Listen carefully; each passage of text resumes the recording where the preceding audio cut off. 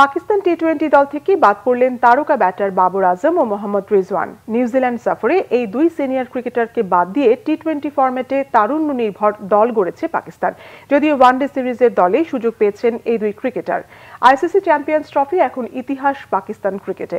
29 বছর পর আইসিসির কোনো ইভেন্টে স্বাগতিক হয়েও সেমিফাইনালেই খেলা হয়নি বাবর আজম রিজওয়ানদের। চ্যাম্পিয়ন্স ট্রফির এই ব্যর্থতার পর 16 মার্চ থেকে নিউজিল্যান্ডে টি-20 সিরিজে খেলবে পাকিস্তান। এই সিরিজে দুই দল 5 ম্যাচের টি-20 সিরিজ এবং 3 ম্যাচের ওয়ানডে সিরিজে মুখোমুখি হবে। সালমান আলী আগাকে অধিনায়ক করে টি-20 সিরিজের দল গঠন করেছে দেশটি।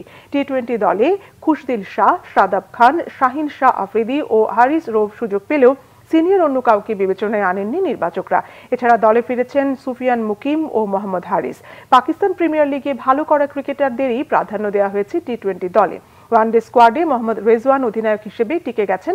সেখানে বাবর আজম, ইমামুল হক, ফাহিম আশরাফ, নাসিম শাহদের রাখা হলেও বাদ পড়েছেন শাহিন শাহ আফ্রিদি ও হারিস রৌফ। চ্যাম্পিয়ন্স ট্রফিতে ভালো খেলা খুশদিল শাহ দুই ফরম্যাটেই সুযোগ পেয়েছেন। ওয়ানডেতে ফিরিয়ে আনা হয়েছে আব্দুল্লাহ শফিককে।